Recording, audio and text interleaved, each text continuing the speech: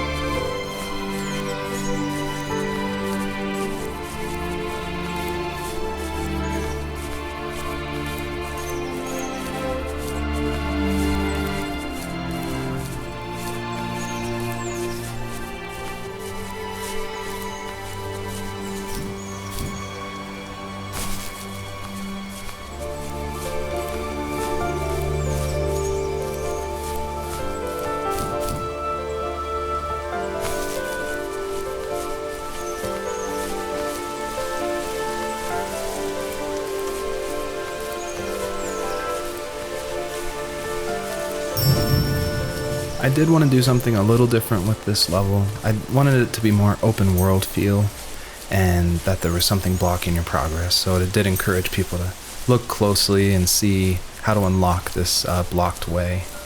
And I do like just walking around this level and listening to the beautiful music by Josh Kramer. His work really sets the mood for the whole game.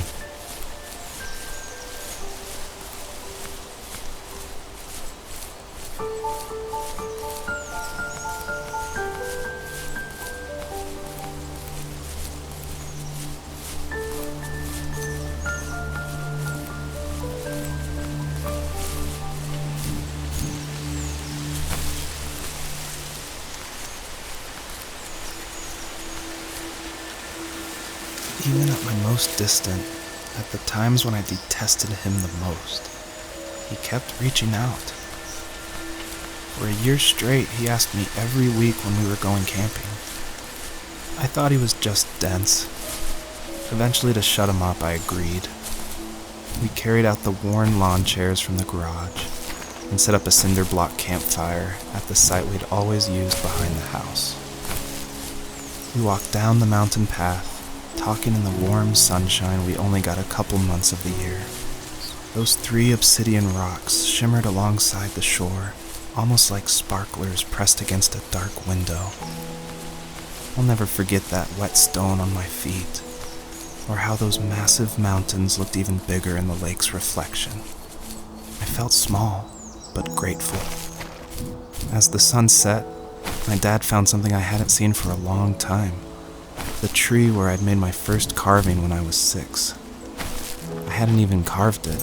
My dad had helped me, but I still called it my tree. Something about seeing my name there made me open up, and we talked about everything that night in that old camouflage tent. I told him how much I love sketching and design, and how it would be a dream to study architecture in Seattle. I told him how I didn't get along with my friends much anymore, but that I didn't mind being alone. He told me he was there for me, and he joked that if all he had to do was write my name on a tree to finally get me to talk, he would have left me carved logs with novels on them in front of my room every morning. I don't know why it took me that long to realize it, but it was then I knew how much he had sacrificed for me.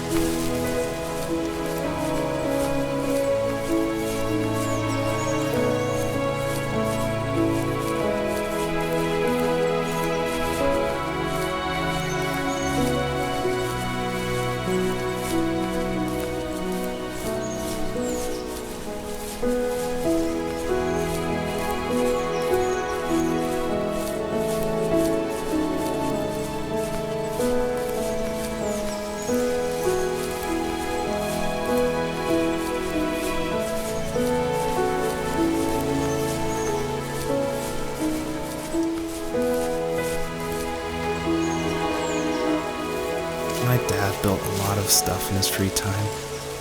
If he wasn't watching fly fishing or reading Tom Clancy novels, he was carving something. He made tons of birdhouses. Not that he was into bird watching, but I think he really missed working and adding on to the home. If he couldn't afford the time to build onto our own house, he would have to settle with watching birds move into their little homes.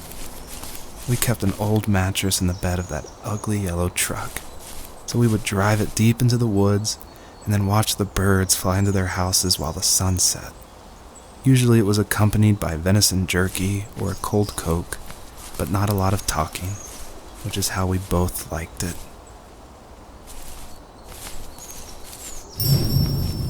Earlier I said I just love going through video games and exploring, like looking at every nook and cranny and just trying to find little details. And I think that started because in middle school and high school, I would make mods for my favorite games, namely Jedi Knight, Jedi Outcast, and Far Cry. And I loved like this huge world of mod makers who would make these levels, and it'd be like the most random creative things, and I would just love exploring, usually multiplayer levels by myself.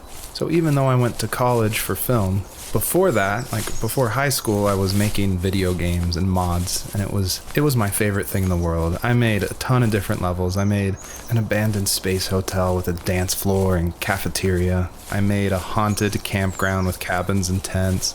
I made this whole city with like the first ever day-night cycle with running showers and stuff in the hotel and the apartment buildings. And I just loved making those mods. And I think that carries over to my game, The First Tree, and also the one before that, Home is Where One Starts, which is it's exploration. You're just looking around and appreciating the details.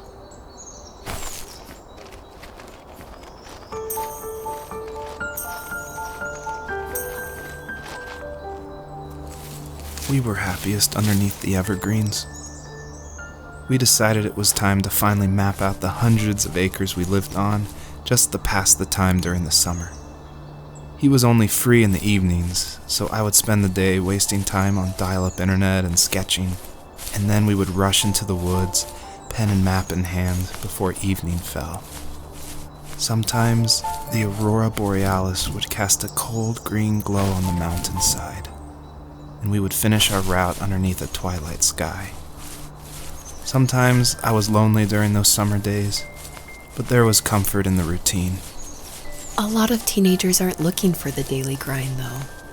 There's nothing wrong with wanting to get out, to leave your childhood home.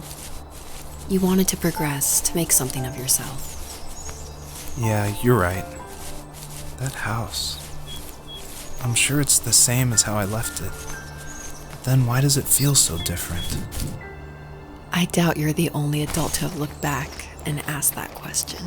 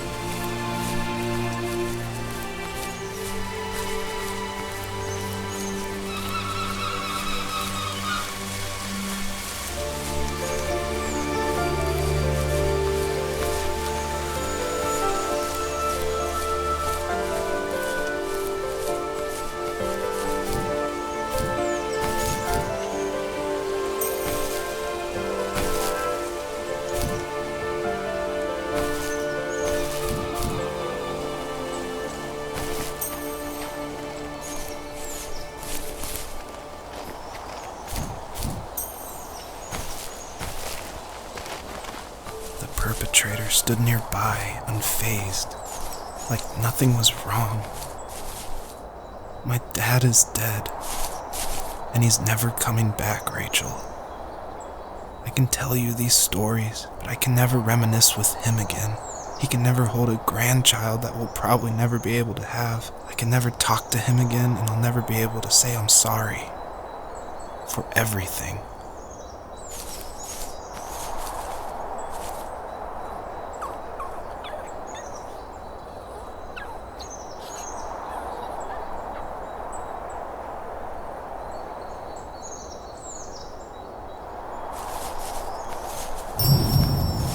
It was really important to me that the wolf in this story that takes the fox's cubs, that it wasn't explained at all. Like, it's just this entity that's in the background. And of course, it's supposed to represent something bigger than a wolf or even the fox. It's supposed to represent like the specter of death. And it comes when you least expect it. There's no justification. He's just there, always watching.